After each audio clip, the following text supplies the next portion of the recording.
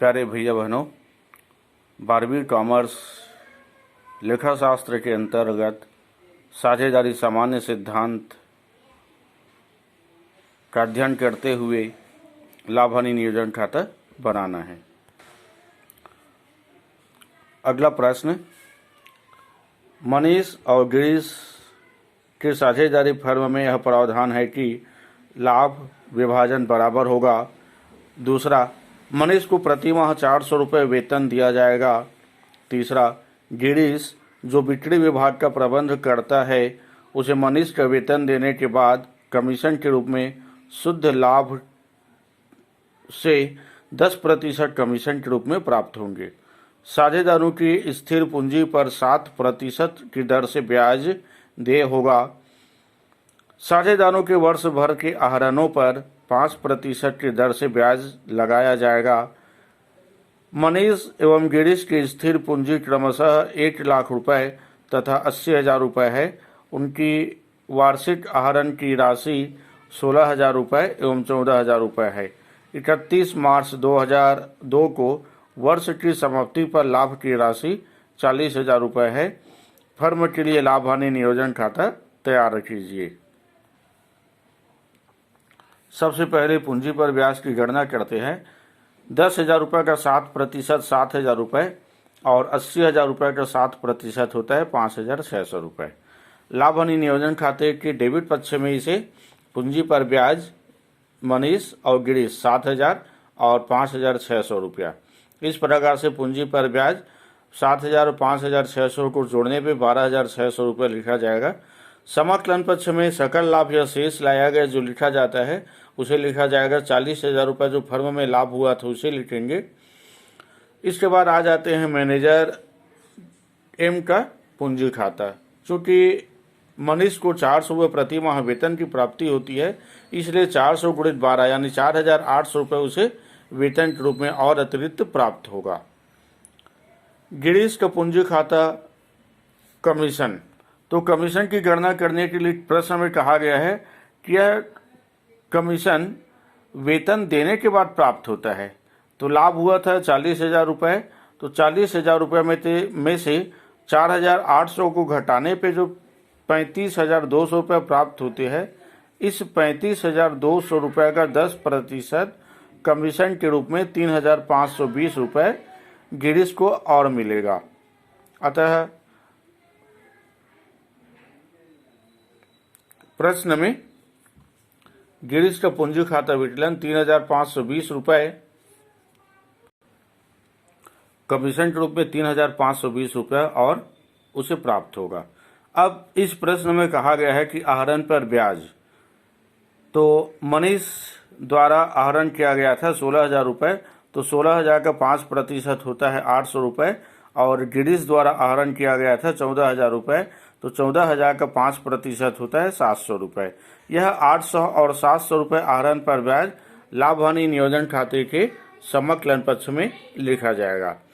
अब प्रश्नानुसार जो इसे शुद्ध लाभ किया जाता है तो 40,000 और 1,500 को टोटल करने पे आता है 41,500 रुपये और डेबिट पक्ष में जो 12,600 रुपये, 4,800 रुपये और 3,520 रुपये को टोटल करने के बाद जो बैलेंस निकाला जाता है वह बैलेंस आता है 20,580 रुपये। यह 20,580 रुपये दोनों साझेदारों को आपस में बराबर बराबर बांट दिया जाता है।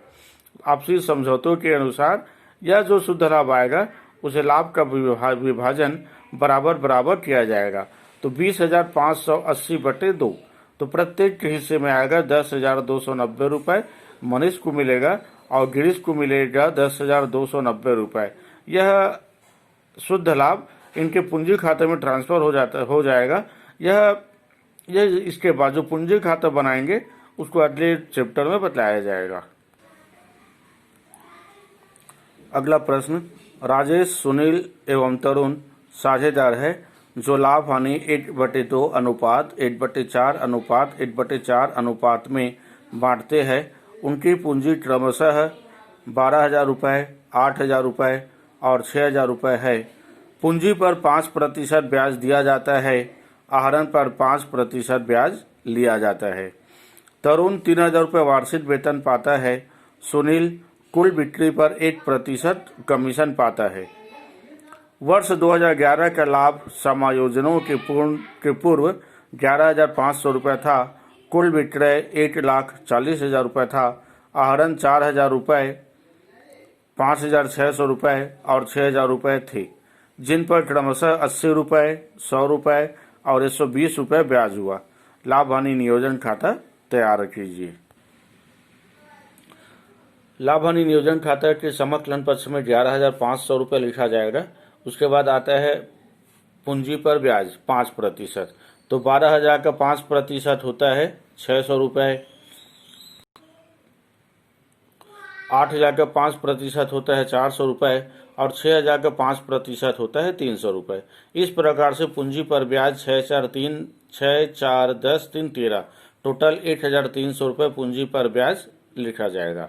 फिर तरुण को 3,000 रुपये वार्षिक वेतन प्राप्त होता है, इसलिए टी का पूंजी खाता वेतन खाता ब्रैकेट में 3,000 रुपये।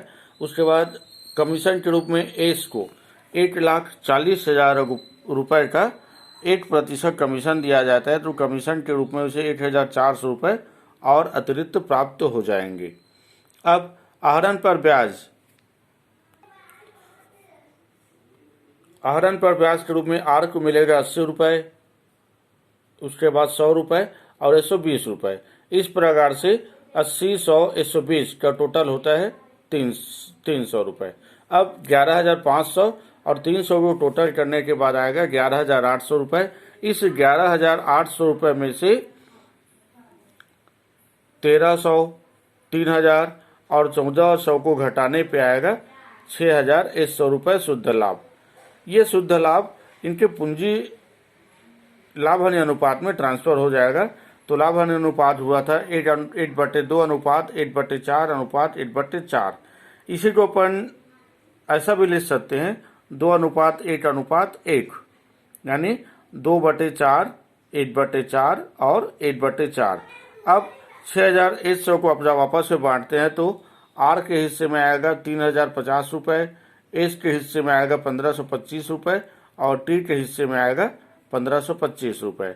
यह शुद्ध लाभ इनके पूंजी खाते में ट्रांसफर हो जाता है।